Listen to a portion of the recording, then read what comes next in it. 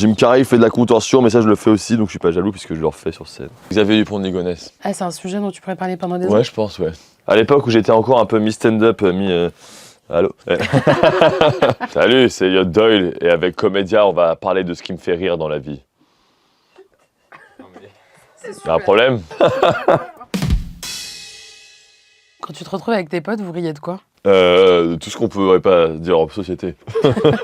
Ah oui, on s'insulte le plus possible, et sinon, Ah ouais. c'est à la fois une preuve d'amour et du... Oui. S'il n'y a pas d'autodérision chez la prochaine personne qui s'insère dans le groupe, ça va pas être possible, parce que c'est basé sur le lynchage, mais le lynchage à base d'amour, quoi. Enfin, plus on t'aime, plus on va te haïr. En fait, je sais pas, chacun a son profil. Il y en a un qui adore faire des petits pranks. Oui, qui m'a fait croire plein de choses. Mais il s'est fait passer pour un faux fan en parlant. Des trucs comme ça. Il t'a dit quoi en tant que faux fan? Il me demandait, il disait, c'était une fausse photo d'un show. Il fait, hey Joe, ça va? Joe, c'était quelqu'un qui jouait dans notre série. Il dit, ah, tu fais des vidéos avec les jeunes et tout. Et il nous envoie des messages privés. Tu peux faire une vidéo pour ma femme? Elle va avoir un enfant. Et on réfléchissait au truc et tout. Et un jour, on a appris que c'était mon pote. C'est génial et humiliant à la fois. Et t'as perdu des amis comme ça? Oui, quelques-uns, mais c'est que c'était pas des amis.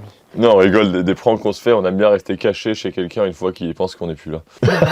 Ouais, et on réalise que tout le monde parle tout seul. C'est hilarant. Une fois, Léopold le marchand est témoin, il me dit, t'es un psychopathe. Une fois, j'ai fait ça, cette blague, mais sauf que j'ai oublié que je connaissais pas les gens chez qui j'étais. Ouais. Il m'avait ramené, j'étais un peu le plus sain de la soirée, et j'ai fait cette blague en restant caché dans le placard d'un des deux du couple qui nous recevait, donc j'ai dit je vais peut-être partir avant qu'ils se mettent en pyjama. T'es resté combien de temps dans le placard? 10 minutes, hein, c'était long. La vanne dont on te parle tout le temps. Ah ouais, c'est Michel, tu n'aimes pas de nouvelles, on va pas te faire confiance. T'en as marre? Non, oh ouais, j'en ai marre, tu sais, c'est bon, je suis un artiste avant tout. Non, j'en ai pas marre, j'adore. Non, j'en ai marre par contre qu'on dise, ah mais c'est toi. Vous la connaissez l'histoire, on me l'a volée cette vanne. Enfin, on me l'a volée. On me l'a reprise, voilà, en me créditant, mais c'est eux qui m'ont explosé 1 an et demi plus tard avec. Rendez-moi les droits à SACEM de Wes et Michel. Il y a des gens qui font des t-shirts avec, des mugs et tout. Ah ouais. Ouais. Il y a des Michel qui t'ont dit... Il y a des Michel se disent, ah, tu l'as fait en pensant à moi. Oui, bien sûr. Souvent on me demande, tu peux faire, ouais, c'est Michel pour ma pote et tout. Je fais, ok, arrêtez, il y en aura pour tout le monde. Ouais, c'est Michel. Enfin, 4 personnes. Hein. C'est quoi le type d'humour qui te fait rire? Bah, l'humour noir, même si j'en fais pas du tout parce que je le maîtrise pas, l'absurde, et burlesque, et l'humour cartoonesque, et l'humour... c'est tout. Hein. C'est quoi l'humour burlesque, cartoonesque? C'est ce que j'essaye de faire un peu. Hein. C'est l'humour burlesque, c'est Chaplin, Jim Carrey, c'est Monty Python parfois. C'est l'humour sans avoir besoin de parler, quoi. Le type d'humour qui te fait pas du tout rire? Ouais, l'humour d'actualité. Voir, vraiment, si quelqu'un arrive à me faire rire, bravo. Et l'humour d'observation, ouais. Ah, et l'humour de moi je, c'est bon, t'es qui? On s'en branle, quoi. Bon. Ah, genre ceux qui racontent leur vie? Ouais, enfin, soit c'est saisissant, soit... bon.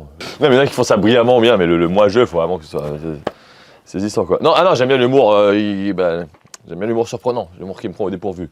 Là où tu fais, ah le bâtard, je m'y attendais pas. Pas l'humour où t'as besoin de faire de la force pour dire, ah oui, il s'est passé ça avec le pompier. La vanne d'un autre que t'as le seum de pas avoir trouvé? Léopold, il y a une séquence dont je suis vraiment jaloux dans son spectacle. Sa mère lui dit souvent, oh, il m'est arrivé un truc, il faudrait que je le mette dans ton spectacle. Il fait, du coup, voici ce que serait un bon spectacle selon ma mère. Il joue le sketch, c'est hilarant. Il y a beaucoup de vannes de Kino, un humoriste qui fait un délire qui se rapproche beaucoup du mien, qui fait des expériences sur scène, où il se met beaucoup en scène en faisant des fausses bandes annonces. Il y en a dont je suis vraiment jaloux, oui. La première vanne que t'as écrite, / jouée sur scène, tu t'en souviens? Oui, c'est que je me suis assis dans le public. Pardon, voilà. Ah, c'est ça? J'arrivais, je faisais une entrée, je m'asseyais dans le public et je fais non, je déconne. Voilà. Jim Carrey fait de la contorsion, mais ça je le fais aussi, donc je suis pas jaloux puisque je le refais sur scène.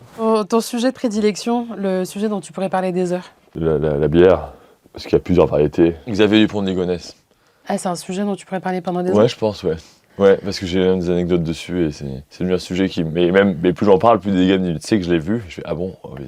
Vous avez le droit de choisir ce qu'il y a dans... J'ai 2 mains, hein, voilà. Ouais. Je vous offre ce qu'il y a dans l'une ou dans l'autre. Dans l'une, il y a 100 000 balles. Dans l'autre, il y a la localisation de Xavier Dupont de Ligonnès. Vous choisissez quoi? Ah oui, un autre sujet, le PSG. Tu fais des blagues là-dessus? Non. Pardon. J'en faisais à l'époque. À l'époque où j'étais encore un peu mi-stand-up, Allô. À l'époque où j'étais mi-stand-up, mi-étrange, je faisais du mi-chelou. Dans le stand-up, je faisais des vannes sur le PSG, en effet. Mais c'était à l'époque où il perdait. Ce serait étrange de les faire aujourd'hui, quoi. D'accord. C'est pour ça que le monde d'actualité, c'est un peu... C'est vraiment... C'est parce que t'aimes. C'est un produit frais, quoi, qui périme vite. Et moi, j'essaye de faire des pâtes. Parce qu'apparemment, c'est périme pas. À part quand tu les cuis. Les pâtes Ouais. Une fois cuites, c'est périme? Non, tu peux les refaire sécher. Mais les pâtes, quand tu les refais sécher, ça ressèche. Ouais. C'est quoi tes sources d'inspi quand t'écris une vanne? Genre, comment ça se passe? C'est quoi la genèse? C'est là. Typiquement, on aurait pu trouver des vannes ici même. À l'époque, c'était ça. J'essayais de me forcer à faire des 100 pas dans la chambre, dire et si là, potentiellement. Non.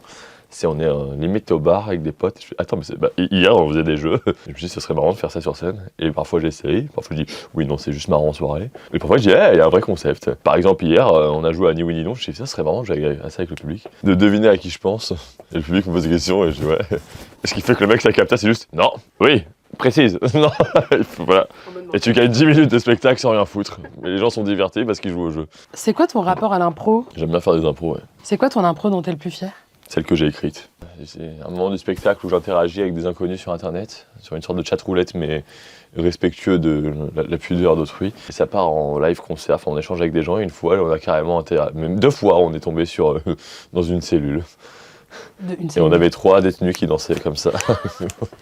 Voilà. Et ça, c'est vraiment la phase impro, puisque pour le coup, j'interagis vraiment avec des gens dont je ne connaissais pas l'existence avant.